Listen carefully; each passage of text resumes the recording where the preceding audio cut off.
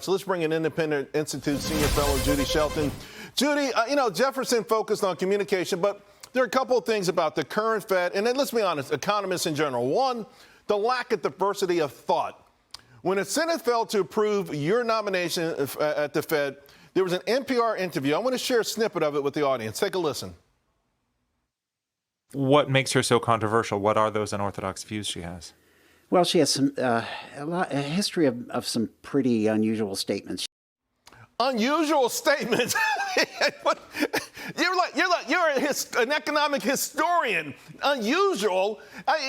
So everyone is thinking the same. This group think. I think. How much do you think it hurts the Fed that everyone seems to think the same and no one could be unorthodox or unusual?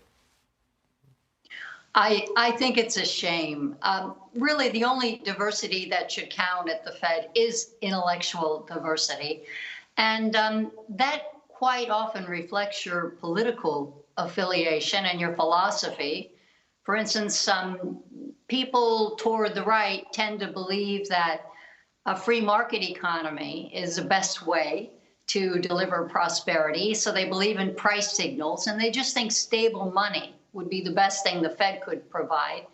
But people who lean more to the left have more of a government knows best attitude. And I think their approach is to use money as another economic tool of government to reach its objectives, instead of just being a reliable tool of measurement for the private sector.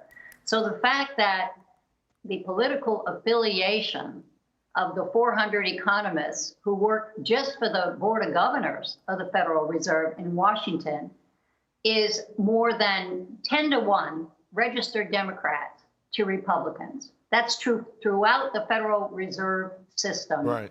And I think it shows a lack of diversity, and it probably accounts for consensus and unanimous votes at the Fed, and I think the dangers of groupthink.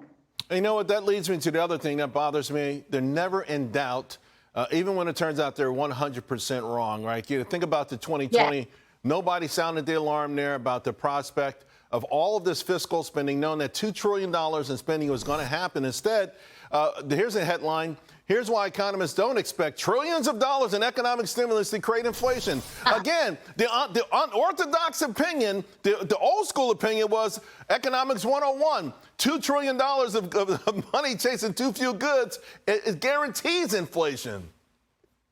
Well, I might have piped up with an unusual statement at that time and said that kind of deficit spending is going to spur inflation. It's going to put fiscal transfer payments directly in the pockets of consumers, and that is going to put pressure on prices. Right. No, that groupthink causes big mistakes to come about. And even if you look at the summary of economic projections that the Fed puts out 4 times a year, that's an embarrassment.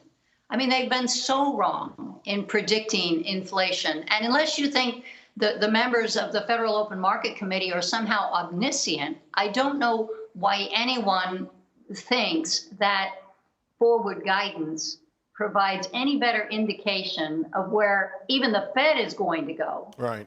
Than just looking around. Those predictions of 3.5% inflation could well turn out to be far more accurate than any messages we get from the Fed. Yeah. And Judy, we're out of time. There's so much more I'd love to talk to you about, so hopefully you can come back soon. Thank you very much. I always appreciate your unorthodox wisdom, for sure. Thank you. Thank you. Thank you. See you later.